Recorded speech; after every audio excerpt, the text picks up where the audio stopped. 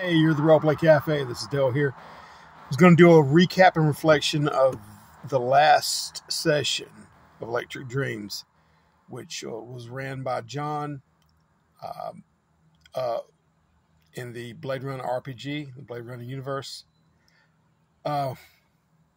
Recorded the first two, just did a recap of the third, and doing a recap of the fourth. Now, we left off at the end of the third with building basically a plan of attack and how to locate Leia, which was the rogue Nexus 9. And we had searched the database for the number that we had found and found out that Mr. Lewis was working out of the back room at a local air taxi station in town.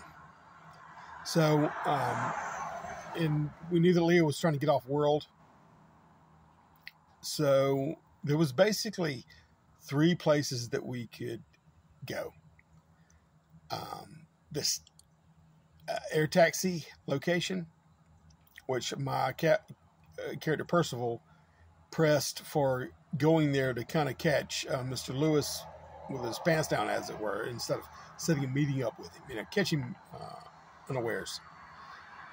And try to get some information out of him, even using Baker, Todd's character, the way she, roughed up and got the information out of Nexus 8 that we had apprehended, that brood of a Nexus 8 that was nearly 7 foot tall. Anyway, and we knew that Finna she was more or less went by protocol, straight up cop. Where Percival was kind of leaning toward Baker's methodology of police work. So we thought Finna could go to the lab that was responsible for recalibrating, Nexus units, and Lena had been scheduled to go there to get recalibrated. That was the other place that we hadn't been yet, as well as any kind of a off-world launch pad to try to intercept her. The thought being, from Percival's point of view, if we could go get the information from the air cab from Mr. Lewis, shake him down, find out her alias, because he was the one setting her up to go off world. Get the information from her, and we could head her off in the past, as it were. Now, we decided to do that. Finna, if she would have went to the launch pad and we could have radioed her to try to apprehend Leia, maybe that was a thought, but we knew she wouldn't take her out, as it were, which is what we were trying to do. All right, she would just apprehend her and bring her back to the headquarters, which David's character, Finna. So Finna ends up going to the lab where Nexus units are recalibrated, to search and see if there's anything. So it was more or less Percival's point of view, busy work, until we could all reconvene and catch, get her whereabouts, Lena's whereabouts, and try to anticipate where she's going. So we split up, and Todd's character Baker and Percival went to the air cab company, and Finna went to the recalibration site.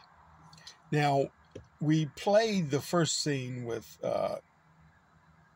Percival and Baker first. They show up at the cab company, go inside. Percival, because Baker's attitude is a little bit more gruff, he's more personable, affable. So he went in to approach and try to get some information out. I cited out maybe a janitor. And the janitor asked Mr. Lewis, which I didn't know if Mr. Lewis was an alias like Mr. Johnson, but no, he said he's in the back. And Baker gets a little bit rough and tries to press, our advantage, but this janitor is really, really complacent. He's shaking a little bit and like, yeah, okay, we'll take you back there. So he leads us back, knocks on the door. Mr. Beck, he says that we have to see him, which Percival puts out, as far we had to let him know some information as far as Mr. Lewis to make sure he was safe, etc. That whole thing. We go inside, and I sit down and slide the picture of Leah across, right? And through a perception roll, I find out that he does recognize the picture. Todd's character Baker's standing behind me, and you hear after the janitor leaves, you hear a click as she locks the door. And she starts walking around. Baker starts turning the blinds down in the room, while I intimidate or tell him flat out that, as far as Mr. Lewis, which he's an elderly gentleman, that we need to know Leah, where's alias, when she was supposed to, leave. He lets us know. Now, he lets us know that they were meant to go pick her up behind the Hollywood sign and then take her to Off-World. I get up and, we cuff him because he's aiding and abetting a known criminal. And I wanted to check him down for information in the car. We walk out, lead him out, and go out there to the spinner, which we had left out. Well, the spinner's been disabled. I take notice of that. Baker doesn't, fails her notice roll, basically. I take notice that it's been disabled and look around, and two Nexus 8s, we're on the roof. Two Nexus 8s are approaching, and they're the same Nexus 8s, as it were, copies that we had run up against in the bar, in the snake pit. It took all three of us to get him down, and there's two of us approaching right now. I turn around and see this. I put my back to, the car, the spinner, and take Mr. Lewis in arm and use him as basically a meat shield behind him, and those Nexus 8s are approaching us fast. And I'm like, tell them to back off. They're still approaching. He's not saying anything. I shoot him in the foot. He screams a little bit, wiggles, and he says they don't care about an old man. They're going to do, what they're going to do. They approach again. I hold up and shoot and go into, I think, the chest cavity of the Nexus 8. He balks a little bit, and it buys me a second of time to kind of make a little bit of a gap between us still. He goes down on one knee, and he starts getting back up and coming at me again. In the meanwhile, Baker is facing off with the other Nexus 8 that's approaching. She actually shoots him. He fails miserably trying to contact her twice in a row. And she shoots him, and I can't remember where exactly. We both did cold shots on that. But it was a horrible, horrible gut wound is what she ends up being. Where mine was went through the chest cavity. So in one blow, she pretty much, for the most part, almost renders this Nexus 8 totally irrelevant in the fight. But he's still coming at her, right? And she shoots again. As I am trying to get away from this Nexus 8, he plunges to tackle us. We both hit the ground. He gets on top, throws the old man off, and then tries to, Percival's been in this situation again.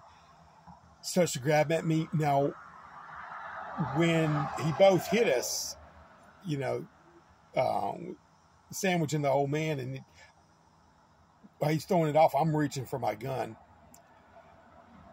that had been thrown out, dropped. I grab it, and I managed to pull over and then shoot him again. in the side for a little bit more damage. And all the while, Baker's over there, and she goes around and takes another shot at her approaching Nexus 9 or second. And massive success yet again. And like 4 successes. So with that, John let her take out both. And she, rolling over, she shot through the one Nexus 8 that was her assailant. And while the one was on top of me, choking me, it pierces him and gets the last bit of health from him. He careens off of me. I struggle out from underneath him as Mr. Lewis is trying to crawl and clamber over to the edge to make himself pancake on the cement below.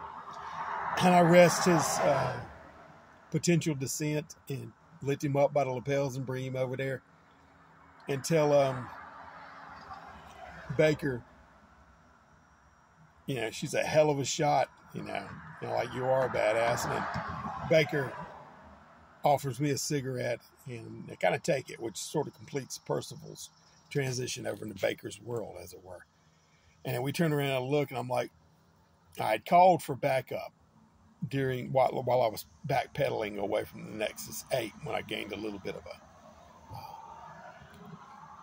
slight advantage whenever I hit the gut wound, or his chest wound, and he fell for a second and got back up, right? So I was calling for backup. And we look off in the distance, and the spinners, the lights are coming, and they're coming in on there, and then we fade to black on us. Now it goes to the second scene where Finna is going to the recalibration laboratory, and she enters, and there's a body on the floor, a receptionist, a desk, and it looks like, you know, there's a little bit of blood, and the body's been knocked. I don't think the lady was dead, but been knocked about. She goes in a little deeper and finds out in the hallway there are 2 or 3 bodies, and inside, and then she sees someone down the hall kind of duck out of the room. She calls for backup, goes down a little bit further to see who the head was, and finds out it was the girl. It was a small girl, and was looking for her mother. And the girl was the same girl in the photograph from 2 sessions ago. So it's a little bit mind-blowing for him. That little girl's worried about her mother and is hiding out. A bit like Newt and Aliens, but nevertheless, Finna goes around and looks through this glass partition down the wall, and she sees on the inside it's like chambered to where she can't hear any noise, but she sees the back of someone banging on interior of an area that's locked, right? She can't hear the banging, but she sees it's frustrating, and then she opens the door and goes inside, and the lady turns around, and she can already guess who it is. It's Leia, and Leia had been screaming like, you know, you need to basically erase the memories inside of her. You know, it was driving her crazy. And then Finna begins to approach. You know, she raises her gun, and Leia turns around, and she's like, "Trust me, we'll get you help. We need, you know, to do this and that, and come with me, stand down, everything." Leia appears to be somewhat compliant, and then when Finna starts to put away her weapon, Leia runs. So then there's a bit of a chase scene as she chases her down to the end of a hallway, and around that corner there are paid security personnel that come around, and they apprehend her, which Finna has an issue with. She knows that something deeper is going on, and she needs that arrest and to bring her to the headquarters as is. But they're saying that they have a right to Leia. They're contracted by the company that produced Leia, and she needs to be brought back for whatever reason, whether it's disposal or recalibration or whatnot. Finn ends up calling her chief. He's like, no, we've given them right to turn them over now. This is out of our hands, out of our jurisdiction, the whole thing. So Finna reluctantly has to let go. She goes back and lets the lady out of the room that was Leia's target and who she was trying to get to. And it was